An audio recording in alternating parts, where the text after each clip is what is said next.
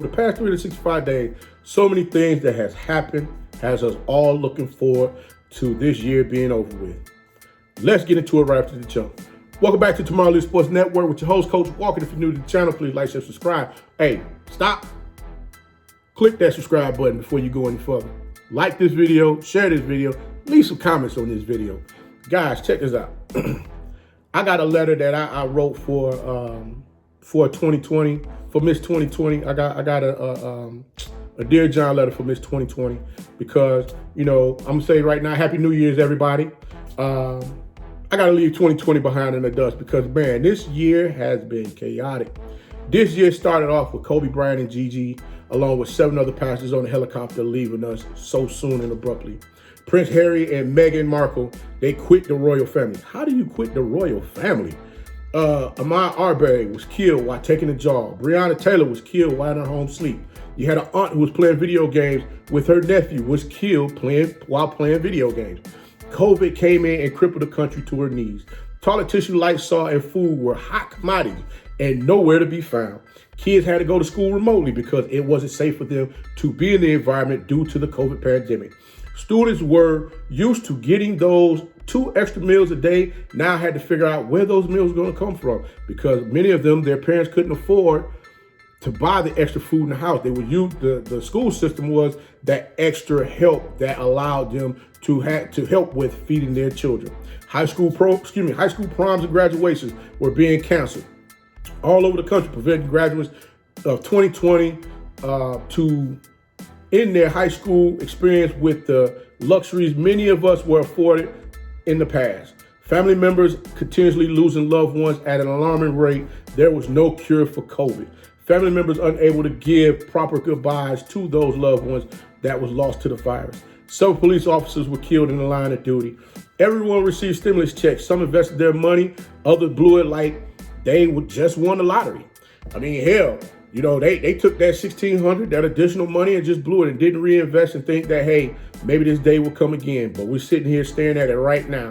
The NCAA canceled March Madness for both the men and women both for men and women decided not to play games. Black Lives Matter was just beginning to get things in place for how they would handle all of the killings of African Americans around the country.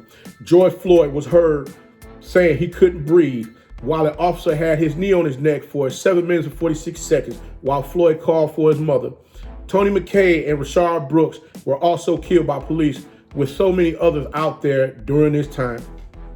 People began to protest together, and not based on the color because they had seen enough. They wanted change in this country, and they want to find a way to get rid of the self-hatred that was stirred up by so many. The NBA decided to restart their NBA season in the bubble in Orlando, Florida, in which the WNBA followed behind them, and they decided that they would use that platform to speak on social justice issues. Senator Kelly Loeffler, part owner of the Atlanta Dream, didn't want their team to speak or to mention anything about Black Lives Matter concerning those who were slain by police. The Atlanta Dream players decided that they didn't want Kelly Loeffler to be a part of their organization any longer. The WNBA decided to let the world know, say her name, the name of Breonna Taylor, while they played in the bubble in Orlando, Florida. Many players opted out and decided that they were going to stay home with their families because they felt that it was safe for them to do so. The Attorney General of Kentucky took the time away from his busy personal schedule while rubbing elbows with the who's who in Washington, D.C. to come back and give us a tirade of lies concerning the Breonna Taylor case investigation that he said he did. High school and college sports around the country was being postponed or canceled altogether.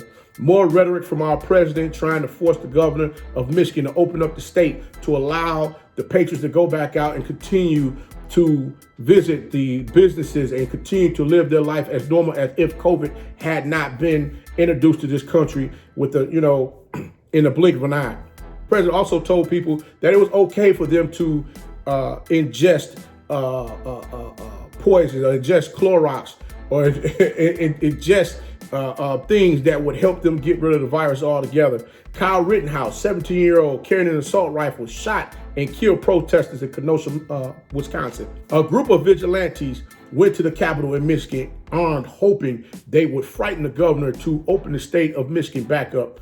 Some people plotted against the governor of Michigan to possibly kidnap her and force her hand to open up the state once again.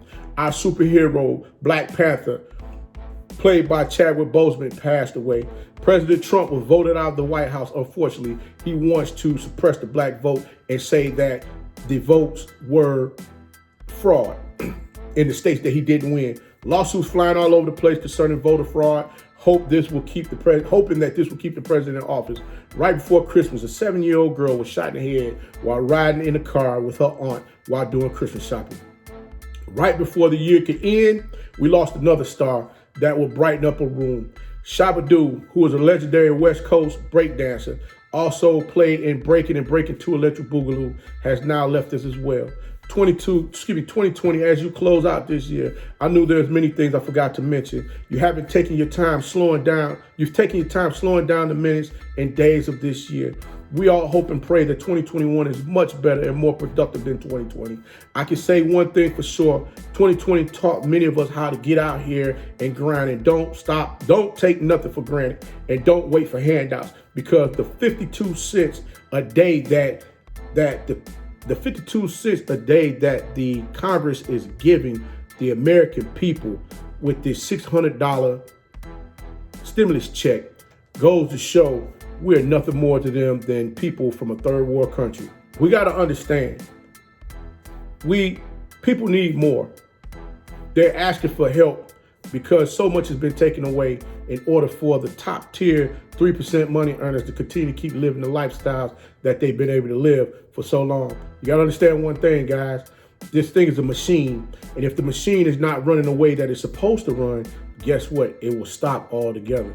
And you too, who may be a top 3% money earner, you may be dropped to your knees, just like how this country was dropped to its knees when this COVID pandemic hit, based on how selfish and how begrudging so many of you have been towards the American people, the same people that put the efforts into making sure your business continued to thrive. So to my many business owners in the Senate and House that don't represent the people, many of you will say you made money during this administration. I will say it again, you better make sure you vote. If you don't, things are about to get ugly. It's time for change. In 2020, I say goodbye. In 2021, everyone will take their survival skills and build better platforms and brands. This country will begin to heal and begin to find ways to better communicate with one another. The economy will bounce back and we can begin to enjoy our lives like we once used to. Until next time, if you like the content, please like, share, subscribe. Also, you can follow us on social media. Don't forget, guys, click those thumbs up, share these videos, like these videos, and leave a comment and be that one and lead.